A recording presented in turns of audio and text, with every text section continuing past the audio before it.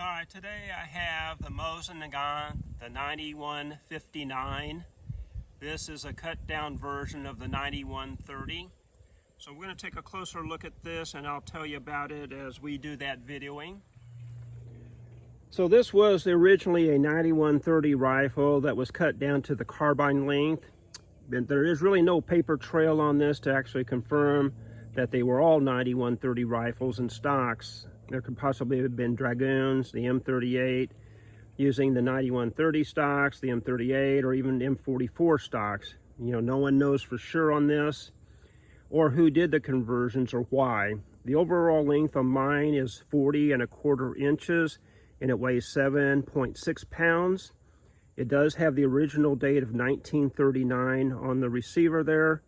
And also when I pulled out the barrel to action out, on the tang date was a 1930 something, and I can't read the last date on that, so I'm assuming it's still the 1939 date. So since all the other numbers match on that, I also underneath the barrel and the receiver there's a plethora of stampings, and the one on top, you know, are ISVEC, you know, except I do have a small star stamping underneath the rear sight.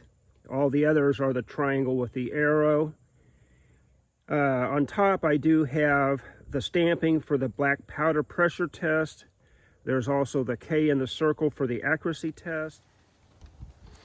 I also have the O inside the circle showing that the rifle passed how well the bolt group interacted with the receiver. On top of the buttstock, there are two stampings, and there looks like numerals inside of rectangles.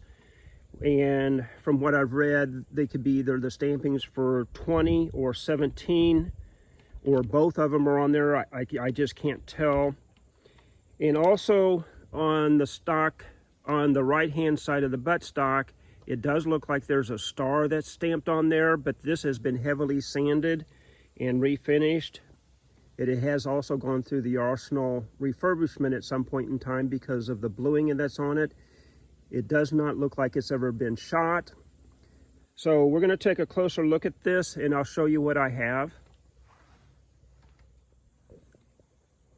So down here on the rear of the buttstock, you can see, or at least I assume, it does look like a partial of a star that's been stamped in there, which would indicate, say, Tula versus the ISVEC.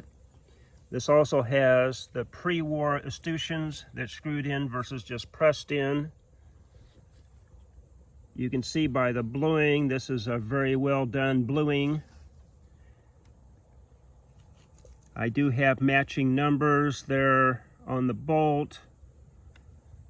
Up here on the receiver, shows the date of 1939. It has the wreath and there for the ISVEC, also the arrow in the triangle. There's the black powder proofing. Over here, you can see the K in the circle and the O in the circle there, right at the ridge line for the stock. Let me flip up the sight and I'll show you underneath the rear sight.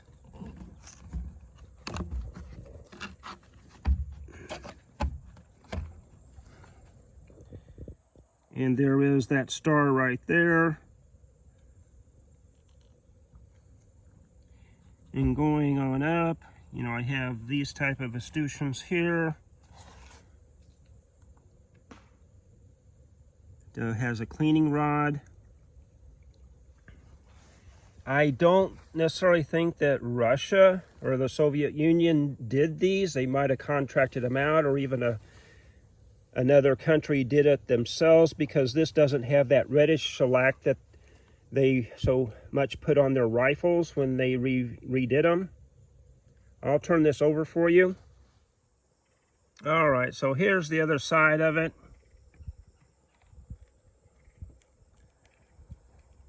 And there's serial numbers there.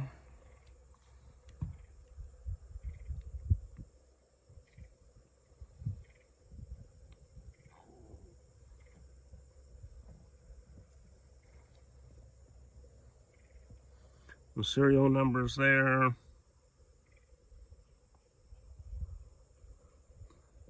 And stamping there.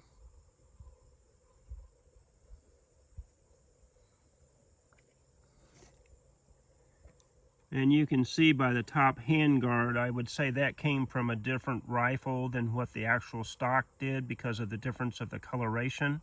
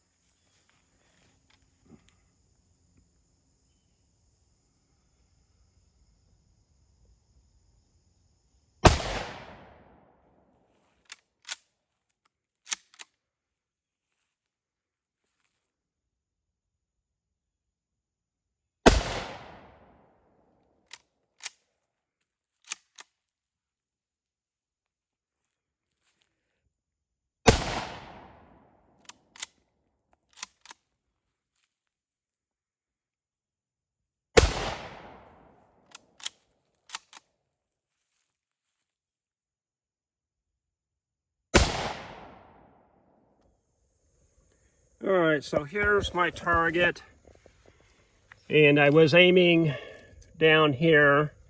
So I would say my point of aim is real close to my point of impact. And for some reason, okay, I've got 1, 2, 3, and 4. My fifth one is missing, so I'm sorry, there it is right there. Yeah, so it's kind of a spread, but probably if I had it stabilized, I could get better groupings on it.